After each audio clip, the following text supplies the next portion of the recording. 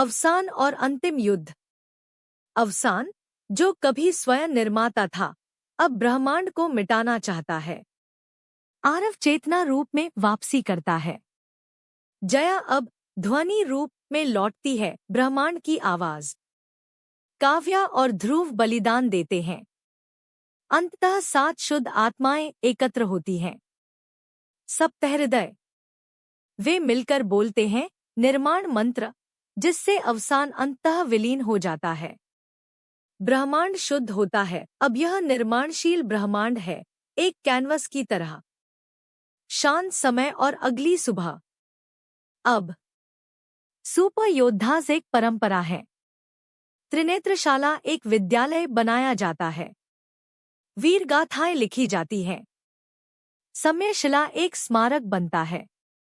ईशान, आरव, वैरा सभी ब्रह्मांड की ऊर्जा बन चुके हैं। 151वें अध्याय में एक बच्चा जन्म लेता है। उसकी आंखों में ब्रह्मांड गूंजता है। मैं न आरंभ हूं न अंत, मैं अगला अध्याय हूं। ईशान अब अग्निपुत्र बन चुका है और निरूप के खिलाफ आखिरी युद्ध में उतरता है। त्रिनेत्र शक्ति, अग्निशक्ति और मन शक्ति सब एक साथ। ईशान स्वयं को बलिदान कर शून्य शक्ति को नष्ट कर देता है। ब्रह्मांड बचता है। लोग फिर से संतुलित होते हैं।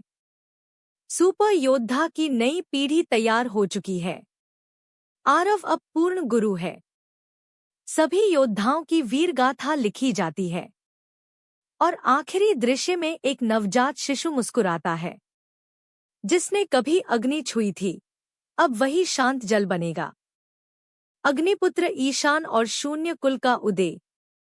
20 वर्षों बाद एक नई बुराई जन्म लेती है, शून्य शक्ति जो किसी को भी मिटा सकती है।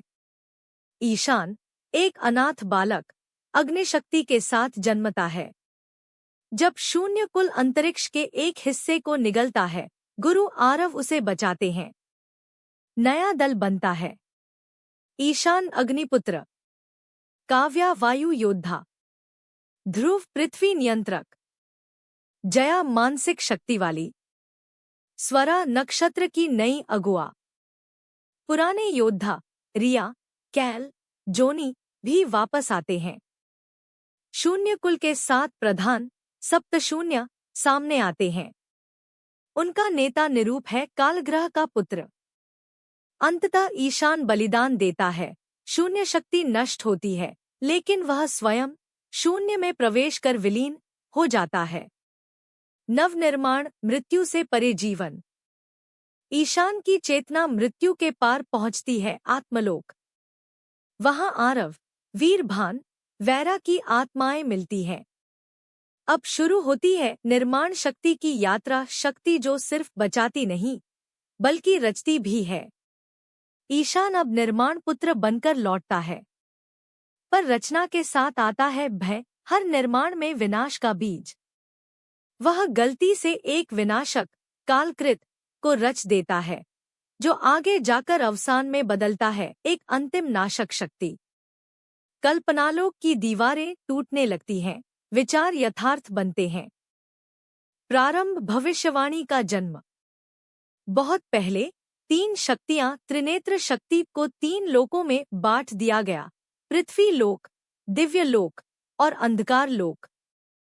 इन शक्तियों को मिलाने वाला ही सुपर योद्धा कहलाता है। सदियों बाद एक गांव में जन्मा एक बालक आरव, बार बार अजीब सपनों में जलते हुए लोक, चमकते त्रिनेत्र और किसी छाया को देखता है। उसे पता नहीं कि वह ही भविष्यवाणी में बताया गया सुपर योद्धा है। जब राक्षसी शक्तियां गांव पर हमला करती हैं, एक वृद्ध योद्धा गुरु वीरभान आरव को बचाते हैं और उसकी असली पहचान बताते हैं।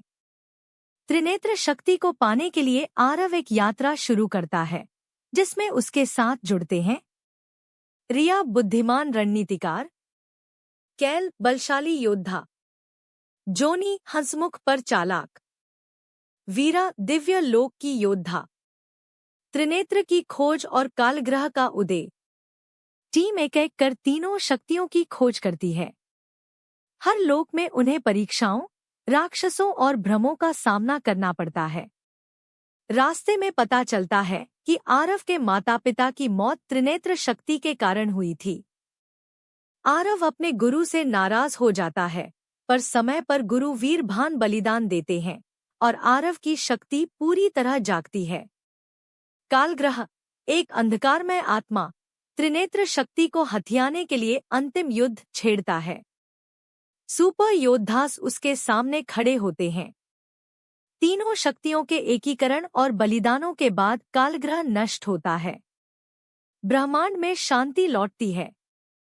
आरव अब एक गुरु बनता है और भविष्य की तैयारी करता है।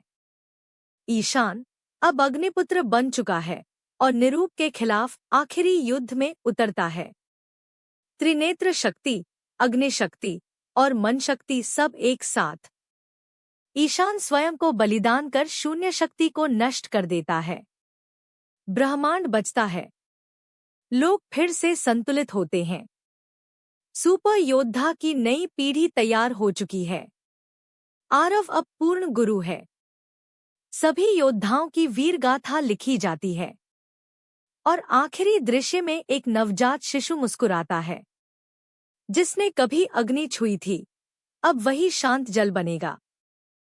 20 साल बाद एक रहस्यमय विस्फोट अंतरिक्ष की दीवार तोड़ता है। एक नई शक्ति प्रकट होती है, शून्य शक्ति, जो हर चीज को नष्ट कर सकती है। शून्य कुल, एक गुप्त संगठन, इस शक्ति से ब्रह्मांड को रीसेट करना चाहता है।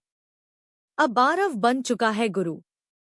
वह एक अनाथ लड़के ईशान को बचाता है, जिसमें अग्निशक्ति है। ईशान में सुपर योद्धा जैसी ही ऊर्जा है।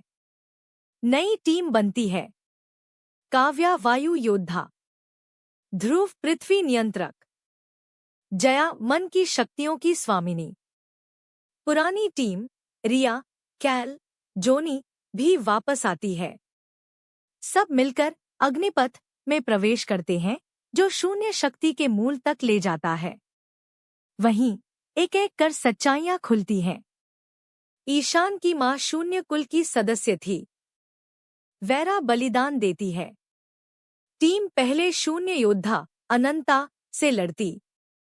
शून्य कुल के 7 प्रधान सप्तशून्य सामने आते हैं। वे एक एक ब्रह्मांड को निगलना शुरू कर देते हैं। ईशान भ्रमित हो जाता है और अर्धशून्य बनता है, न अच्छाई न बुराई। एक समय वह आरव से भी भिड़ जाता है, लेकिन अंततः उसे सच्चाई समझ आती है कि उसकी मां की मौत शून्य कुल ने करवाई थी। अब युद्ध अंतिम स्तर पर पहुंचता है। ध्रुव और काव्या बलिदान देते हैं। जया अपने मन की शक्ति से पूरे सेना को मात देती है। शून्य कुल का असली नेता निरूप सामने आता है, जो कालग्रह का पुत्र है। कालग्रह अब पूर्ण शक्ति में है और तीनों लोकों को अपने अधीन करना चाहता है। आरव को अपनी मां की असली पहचान मिलती है। वह एक दिव्य योद्धा थी जिसे कालग्रह ने मारा था। शक्ति की 7 कुंजियों, दिव्य अस्त्रों और एक यंत्र कालवृत्त की खोज होती है, जो समय को मिटा सकता है। एक भयंकर युद्ध छिड़ता है, जिसमें आरव, रिया, कैल, जोनी और वीरा जान की बाजी लगाते हैं। आखिरकार त्रिनेत्र शक्ति के एकीकरण से कालग्रह को नष्ट कर दिया जाता है और सभी लोकों में शांति लौट आती है। त्रिनेत्र शक्ति को फिर से बांट दिया जाता है। आरव अब एक शांत जीवन चाहता है, लेकिन भविष्य की रक्षा के लिए एक नई पीढ़ी तैयार करनी होती है। एक रहस्यमय बालक जन्म लेता है, जिसकी आंखों में त्रिनेत्र की चमक है। कहानी खत्म नहीं हुई। अगला अध्याय शुरू होने वाला है। आरव, एक सामान्य गांव का लड़का, बार बार अजीब सपने देखता है। जलती हुई दुनिया, चमकता त्रिनेत्र, और कोई उसे पुकार रहा है। जल्द ही उसे एक वृद्ध रहस्यमय योद्धा गुरु वीरभान से पता चलता है कि वह सुपर योद्धा है, एक ऐसी भविष्यवाणी का पात्र जिसे त्रिनेत्र शक्ति को पुनः एकत्र करना है। त्रिनेत्र शक्ति के 3 भाग पृथ्वी लोक, दिव्य लोक और अंधकार लोक में छिपे हैं। बुराई का प्रतिरूप कालग्रह अभिनय हासिल कर ब्रह्मांड को जीतना चाहता है। आरव को 4 साथी मिलते हैं। रिया तेज बुद्धि वाली लड़की, कैल बलशाली योद्धा, जोनी मजाकिया लेकिन चालाक, वीरा दिव्य लोक से आई एक रक्षक कन्या। टीम बनती है और पहली शक्ति की खोज शुरू होती है। टीम दूसरी शक्ति की खोज में दिव्य लोक जाती है। वहां उन्हें रहस्य, जादुई परीक्षाएं और कालग्रह के हमलों का सामना करना पड़ता है। एक समय आरव अपने माता पिता की मृत्यु का कारण त्रिनेत्र शक्ति को मानकर गुरु से नाराज हो जाता है। धीरे धीरे सभी शक्तियां मिलती हैं, लेकिन शक्ति को सक्रिय करने के लिए आत्मजागरण आवश्यक है। इसी बीच गुरु वीरभान बलिदान देते हैं और आरव की शक्ति पूरी तरह जागृत होती है। वह असली सुपर योद्धा बनता है।